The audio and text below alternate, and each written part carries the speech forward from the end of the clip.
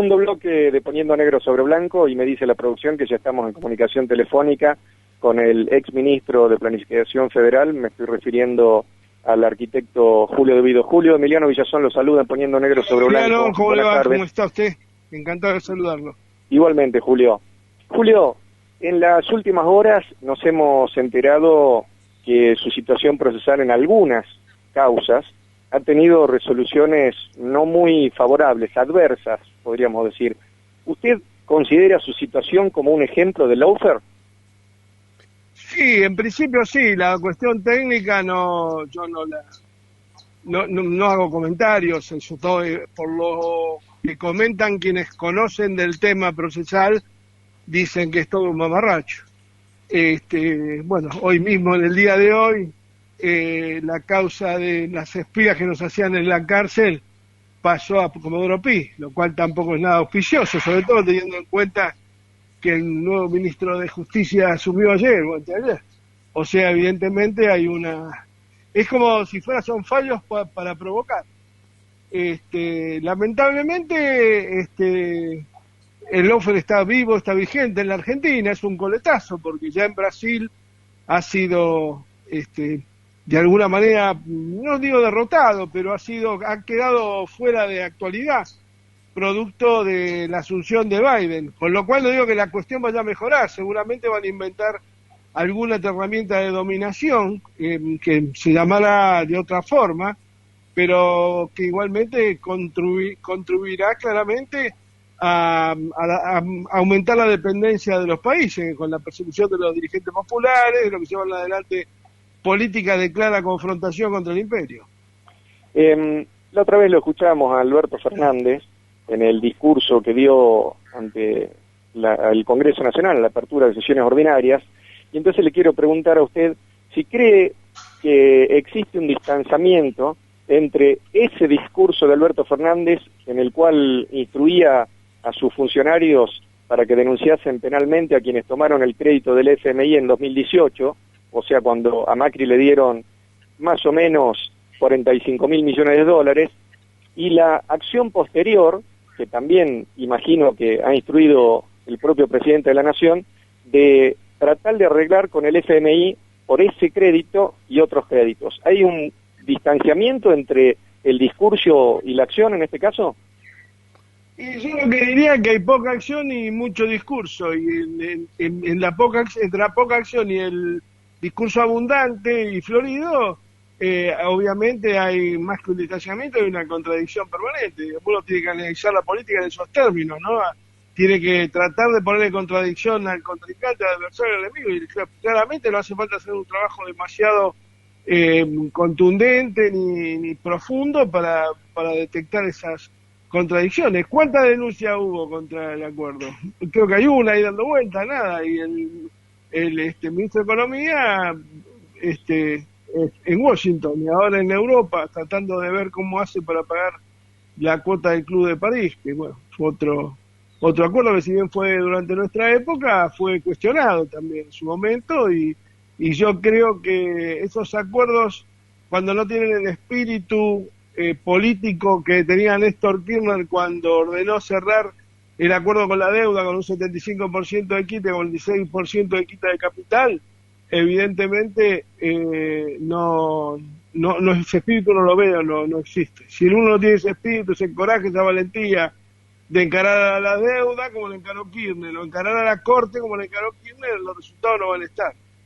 Ya que mencionó la Corte, y siendo usted una persona que está viviendo de cerca y en carne propia podríamos decir así, el desequilibrio, por ser bondadosos con la terminología, que existe en el sistema judicial argentino, ¿cómo imagina desde su calidad de justiciable que se puede mejorar ese sistema judicial, Julio? Sí, cumpliendo lo que decía el general Perón, dentro de la ley todo. Y acá parece ser que fuera de la ley de los procedimientos es todo, no en términos, no hay una disciplina del poder político ni del poder judicial en respetar el espíritu de la ley, que es lo que nos hace como sociedad poder convivir. el famoso bien común que debería perseguir la política según la definición aristotélica se pierde, porque es mentira que el Poder Judicial, el presidente sigue insistiendo durante el fin de semana que este Poder Judicial se va a ordenar. El Poder Judicial no se va a ordenar porque está desordenado por una política foránea que es el lawfare, y si el poder político y fundamentalmente el proyecto político que votó la gente en octubre del año pasado, del año 19, no se lleva adelante, evidentemente hay una suerte de engaña pichanga permanente, digamos. Usted mencionó el último proceso electoral, pero ahora viene otro, y precisamente este año, en el medio de una situación de búsqueda de parte del gobierno nacional de una especie de equilibrio fiscal, la elaboración de los famosos superávit fiscales gemelos, y aparte a eso le sumamos el aumento constante de los elementos de la canasta básica de alimentos, los aumentos tarifarios, ese cuadro de situación, ese escenario preelectoral. ¿Cómo imagina usted cuál va a ser el desencadenante el día de la elección? Es muy incierto, doctor, es muy incierto porque no se ve. Es decir, yo comparto el otro día, Daniel Santoro, que es un artista plástico, creo que hablando con Berbisky le decía de que evidentemente hay un problema muy serio, y ese problema es el problema económico, la incertidumbre, la falta de previsibilidad de la que hablaba siempre Néstor Kirchner. Me parece que hoy el argentino no tiene previsibilidad económica, y eso es lo que trae esa caída libre sobre la imagen de los dirigentes, te diría tanto de Alberto y de Cristina como del propio Macri. Yo creo que hay una caída libre de la opinión pública, de la política, como herramienta para resolver sus problemas cotidianos. La microeconomía, como decía Néstor.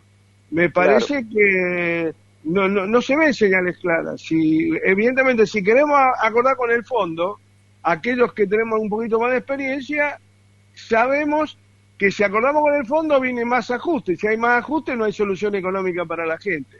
Y la gente a lo mejor no te lo dice en los términos que lo estoy diciendo yo, porque a lo mejor es más primaria en la manera de analizar, pero lo ven más clarito que todos nosotros juntos cuando van al almacén, como decía recién usted, en relación al aumento incesante de los precios de la canasta básica. Es la primera vez en la Argentina, en mis 71 años, que la inflación no se genera como producto de una explosión de consumo, sino se genera como producto fundamentalmente de la falta de perspectiva que tiene el empresario para invertir, el trabajador en su posibilidad de conseguir trabajo y por supuesto en la posibilidad de reactivar el mercado interno, es decir, que cada uno pueda con su trabajo pagar lo que consume. Porque lo que pasa es que hoy lo escuchaba el ministro Arroyo ponderar el trabajo de las organizaciones sociales, que yo tampoco critico. Sí critico a algunos dirigentes que evidentemente están haciendo una política de pobrismo, como le llamo yo, donde ya dejó de ser un valor para el trabajador argentino tener trabajo, sino pareciera que el valor es recibir un subsidio a fin de mes económico y comida. Entonces, se desvirtúa, se distorsiona de tal manera la previsibilidad en el ciudadano que va a votar, que evidentemente el resultado de la elección es ambiguo, por lo menos yo lo veo muy confuso. No veo claridad. Y a eso le sumamos, por ejemplo, que hace unas semanas nosotros nos enteramos de un hecho que involucró precisamente al periodista que usted acaba de mencionar, Horacio Berbisky, y como consecuencia de esto se desató, o sea, los medios integrantes de ese poder hegemónico mediático al que usted hacía referencia también, desataron un escándalo político, mediático, por una supuesta vacunación VIP. Muchos imaginaron entonces que Berbisky era un quinta columna que tenía intenciones de esmerilar la imagen del gobierno nacional. Hasta ahí todo bien, pero hace pocas horas el propio Alberto Fernández, quien como consecuencia del accionar de Horacio Berbisky, tuvo que hacer renunciar a su ministro Ginés González García, le concedió una entrevista y fue un trato muy amable que tuvo con Berbisky. ¿Cuál es su opinión respecto a esta sucesión de hechos que acabo de transmitirle, Julio? Y parece que lo hubiera indultado. Además, creo que el tema de lo que no hace con los presos políticos lo ha hecho con Berbisky. Y a mí, la verdad, que lo personal no tengo nada contra Berbisky. Lo que me gustaría saber, qué fue lo que lo llevó a hacer lo que hizo. Porque es un hombre inteligente, es un hombre que, digamos, no hace o dice algo sin un sentido posterior, que no tenga proyección posterior. Así que la verdad es que no entiendo bien por qué Berbisky hizo lo que hizo. Lo del presidente, la verdad que es hay una reiteración de hechos confusos y contradictorios que es difícil de explicar. Eso es más una tarea psicológica que política. El hecho de que lo haya tratado como lo trató, y fundamentalmente me pareciera que para este caso sí hubiera indulto. El indulto político es inadmisible en una democracia. No puede indultar a alguien que está injustamente condenado o está sufriendo persecución, pero no en este caso. Y luego creo que respecto al tema del vacunatorio VIP hay muchísimas cosas sin aclarar. Yo ni bien se produjo el hecho, dije que lo primero que había que hacer, Ginés tuvo un error y estaba fuera del gobierno. Perfecto. Ahora, todos los funcionarios del gobierno que aprovechando esa situación fueron y se vacunaron, habiendo gente de 90 años, médicos y enfermeras sin vacunar, siguen siendo funcionarios. Algunos funcionarios, altísimos funcionarios, no un funcionario cualquiera, figuraron en las listas de vacunados como personal de salud, como si fueran enfermeros o médicos. Eso es gravísimo. Y esto es lo que hace que la sociedad, más allá de la penuria económica, tenga una penuria en materia de credibilidad. No puede creer en nada ni en nadie. O sea, creo que el tema del vacunatorio no está terminado. Simplemente tendieron una cortina de humo, porque ahí estaban desde Berbisky hasta el director de Aranda de Clarín. Entonces, todos miran para otro lado, por no decir usar otro término en su programa.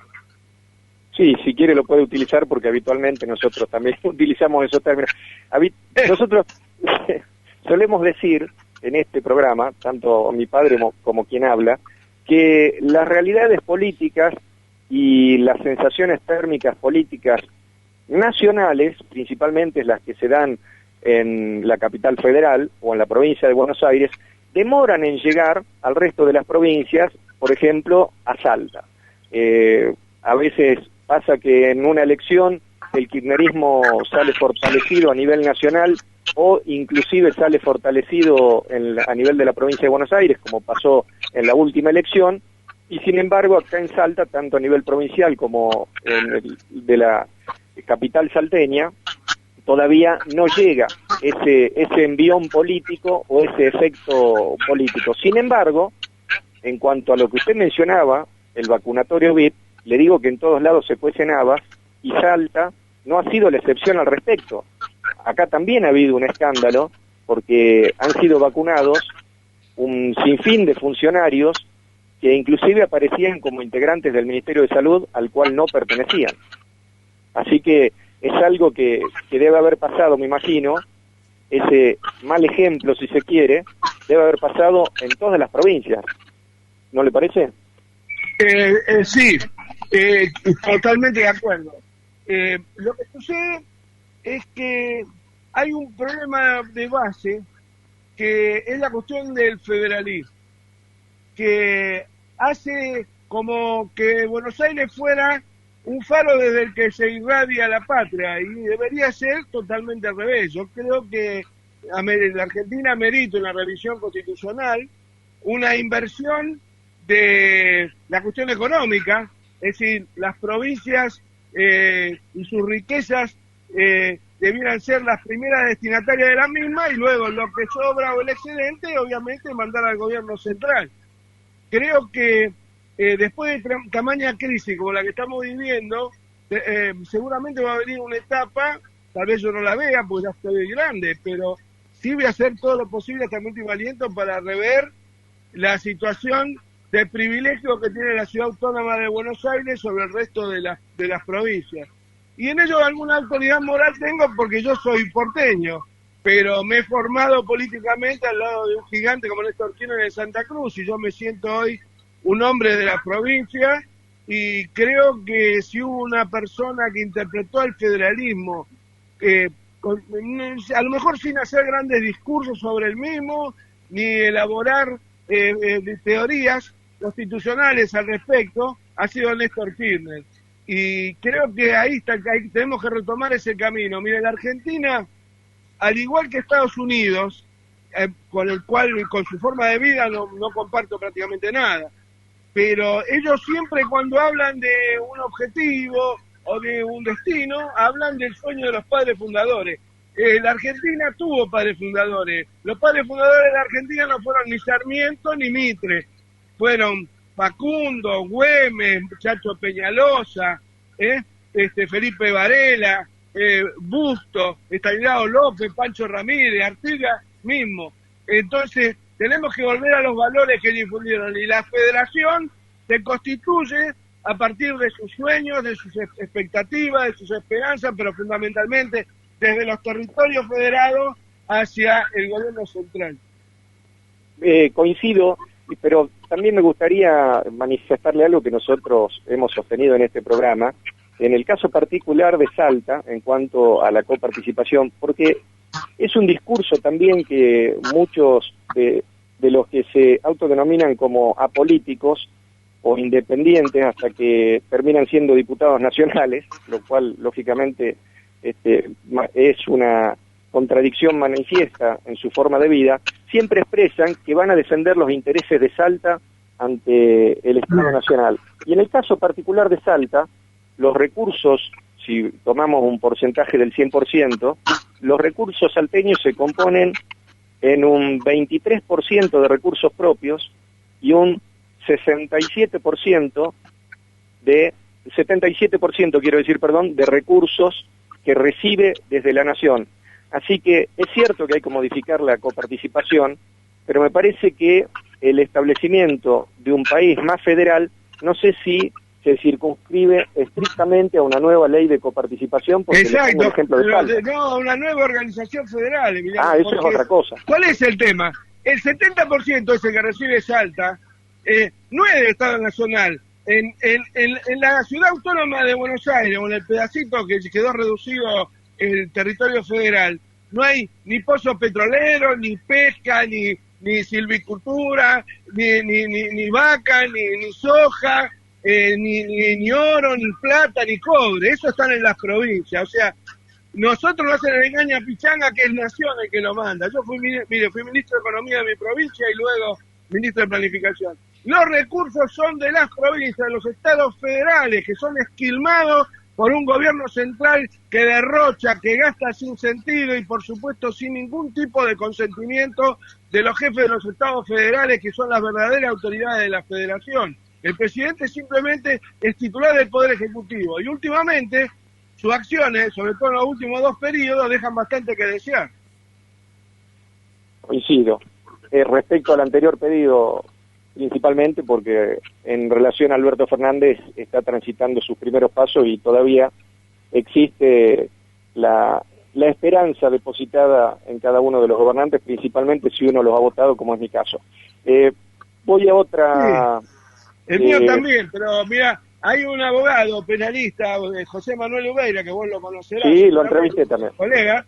Bueno, él cuando le hablan de la esperanza, dice que la esperanza es la última desgracia de la caja de Pandora. Yo, en realidad, ¿qué quiero decir con esto? Coincido con él en términos figurativos, pero la verdad es que la esperanza, la fe, la caridad, son valores religiosos. La política está para otra cosa. Y nosotros, más que esperar, lo que tenemos que hacer es exigir que se cumpla el contrato electoral. Si no, somos funcionales a esa claudicación. Es verdad. Recientemente, respecto a su posición de exigir, usted afirmó que era raro que la oposición impulsase la prórroga de la ley de biocombustibles. ¿Por qué no le explicamos a la audiencia en qué se basa su razonamiento y que entiendo que es una exigencia también al poder de turno? Mirá, yo te lo hago clarito. En el año 2009, creo que fue que salió la ley, esa ley fue impulsada por Néstor Kirchner, la que se pretende prorrogar. Bien. Cuando yo hablo de que es raro, lo que estoy haciendo es una paradoja, porque en aquel momento tuvimos un combate cuerpo a cuerpo para que la ley saliera y que esta oposición hipócrita le votó en contra. Bien, entonces la oposición obviamente hace o quiere quedar bien con el lobby aceitero y sojero y con las empresas exportadoras. Y de alguna manera... como saben que no están en las manos, saben que los petroleros no están tan inquietos. Pero pareciera ser que lo que también el Senado aprobó casi por unanimidad, por proyecto de la senadora Sagnún de Santa Fe, y obviamente bajo la presidencia de Cristina, ahora diputados lo quieren modificar porque hablan de las pymes, de esto y del otro. A las pymes se las defiende regulando y controlando a las empresas aceiteras y petroleras. Y a las terminales automotrices, que también hacen lobby para no tener que invertir en motores que sean duales, o sea, que para que puedan funcionar a nafta y a biocombustible. Entonces, tenemos que dejarnos de joder. Esa ley, la Argentina pasó de producir 0 biocombustible a 2.600.000 toneladas que fueron exportadas. Bien, algunos exégetas dicen que son fiscalistas, o dicen que son fiscalistas, dicen, no, lo que pasa es que el biocombustible paga menos retención que el aceite y la soja. Pero ocurre una cuestión, que la Argentina es el segundo o tercer productor mundial, según el año de soja y de aceite. Entonces, si nosotros dejamos de procesar soja para producir biocombustible o maíz para producir biocombustible, generamos un impacto negativo en el precio de la soja y del aceite.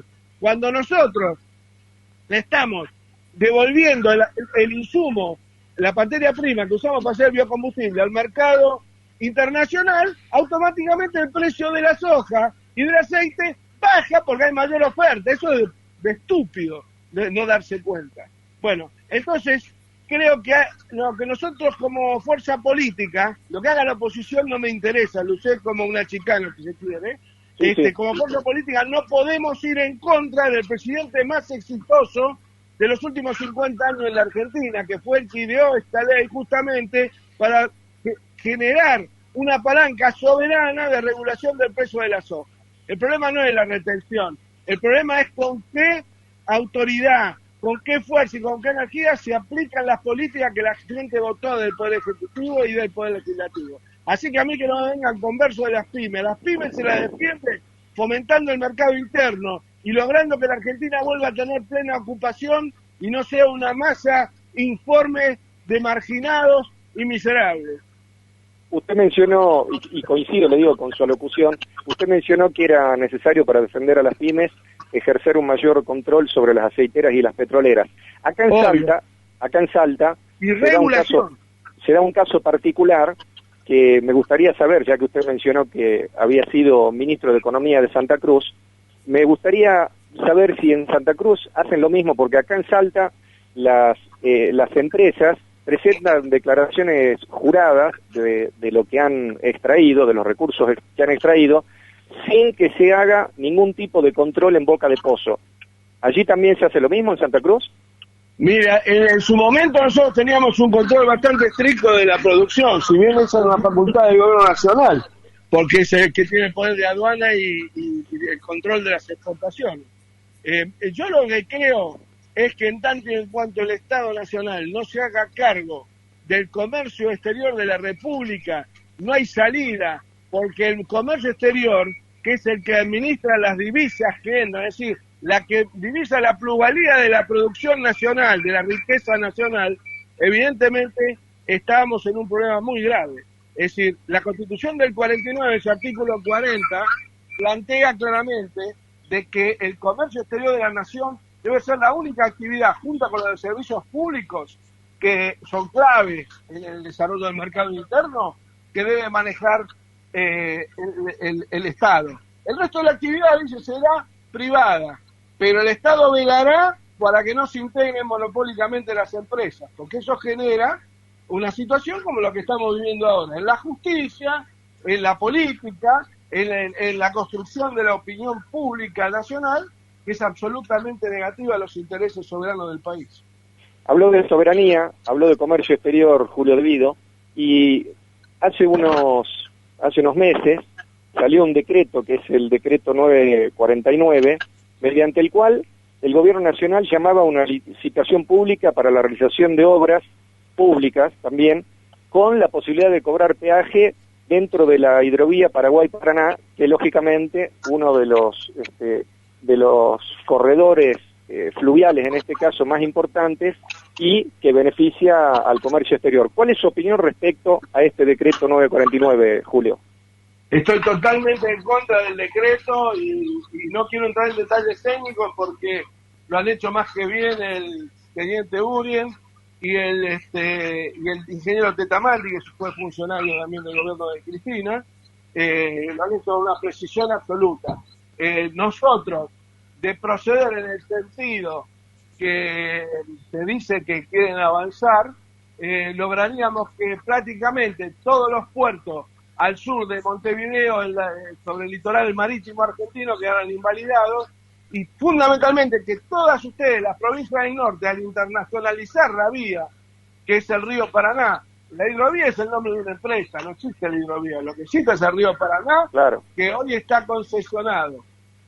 Nosotros creemos firmemente que se debe seguir adelante en la recuperación del manejo del río Paraná, en acuerdo con los países vecinos y todo lo demás, pero en el marco de la soberanía nacional. Si no, todas las provincias del norte de Buenos Aires van a quedar en condiciones de Mediterránea. Al no ser soberano el río, automáticamente todas las provincias quedan en condición de Mediterránea.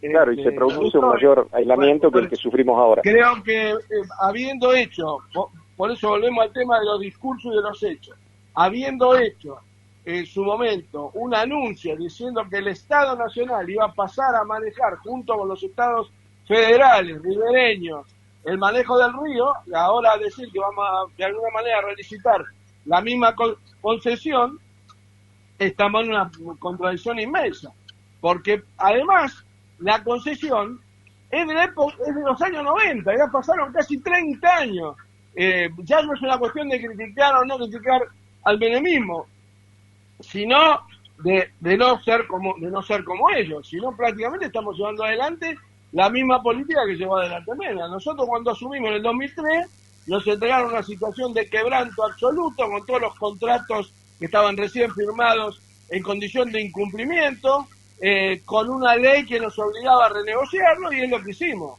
Ahora, con el vencimiento del contrato, es el momento de proceder y avanzar en forma soberana, recuperando la soberanía del río y el manejo, la regulación y el negocio a partir de los estados ribereños. Todo ello con la recuperación del comercio exterior, que ya es una tarea de mayor envergadura, pero nosotros no podemos seguir regalando los excedentes exportables de Salta y del resto de las 24 provincias a 8 empresas, que son las que se quedan y manejan y retienen los dólares, que hacen fundamentalmente que el valor del dólar fluctúe de la forma como fluctúa. Y además tenemos, por otro lado, los servicios públicos en manos privadas y dolarizados de alguna manera. Entonces prácticamente constituimos un país que gana en pesos, tanto los subsidiados como los asalariados, como las pequeñas y medianas empresas, pero vive con una economía dolarizada, con lo cual es imposible de la subsistencia. Escuchándolo, prestaba atención al vocablo que usted utilizaba en más de una oportunidad, que era soberanía. Un vocablo muy caro a los intereses y a los sentimientos argentinos, principalmente por el conflicto actual que tenemos con el Reino Unido de Gran Bretaña. En ese sentido, le quiero preguntar qué opinión le merecen las recientes declaraciones del primer ministro británico Boris Johnson respecto a la situación de las Islas Malvinas, y que también, digámoslo de pasada, se refirió en el mismo sentido respecto al Peñón de Gibraltar, conflicto que tienen ellos con el Reino Unido de España. Bueno, ellos tienen un proyecto imperial y lo cumplen a rajatabla. El tema es no ser súbdito, sino ser ciudadano argentino y dar la discusión y la pelea que haya que dar. La guerra, el 14 de junio del año 1982, la Argentina no se rindió, firmó un armisticio, hay un armisticio. O sea, deberíamos, al igual que hizo Néstor Kirchner, activar todas las negociaciones necesarias en un camino irrenunciable, inclaudicable, como el que tiene Johnson para los intereses de la corona, para los intereses argentinos. El problema no es lo que diga Johnson, sino lo que hacemos nosotros. Por último, antes de que termine la entrevista, no me quiero olvidar, de mandarle un saludo de parte de nuestro común amigo José Piñanelli, que nuevamente me dice saludalo a Julio de mi parte. Bueno, un abrazo enorme para José también, enorme.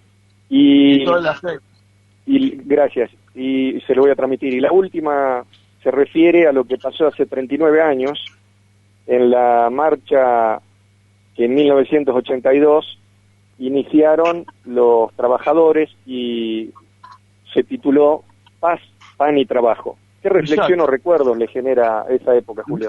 Muchos, y de aquella época y luego, porque Saúl Ubaldini falleció siendo asesor en materia gremial del Ministerio de Planificación, así que yo tengo el honor y el orgullo de haberlo contado entre mis colaboradores, un verdadero luchador peronista. Hoy lamentablemente me viene su pregunta, porque escuchando el programa de Daniel Tonietti a la mañana, Somos Radio, Daniel lo estaba ponderando y lo levantaba, y algunos oyentes que se decían peronistas lo criticaban, y algunos lo llaman inclusive como de tranza. Yo lo que les digo a los muchachos que tienen vocación progresista, pero que abominan y no coinciden con la doctrina del peronismo, que tiene innumerables elementos literarios dejados por el general Perón, la gestión del Néstor Kirchner y demás, como conducción política, como la Constitución del 49, el doctor Sampay, que armen su partido y compitan, que no traten de buscar en el peronismo con chavo, porque finalmente lo único que quieren es lograr ser funcionarios de los gobiernos peronistas, pero no lo son. Yo no tengo nada contra ellos, pero todo mi respeto, mi honor de haberlo conocido y haber compartido con él mi gestión, y el mejor recuerdo para Saúl Ubaldini, que creo que fue un gran luchador y un gran peronista, igual que José Ignacio Ruch. Julio, le agradezco que nos haya conseguido una nueva entrevista y le mando un gran abrazo. Un abrazo grande para todos ustedes y gracias por la oportunidad. Y cuando puedan, mándenme la grabación, así yo también la viralizo a través de mis redes. Muchas gracias. Será un gustazo.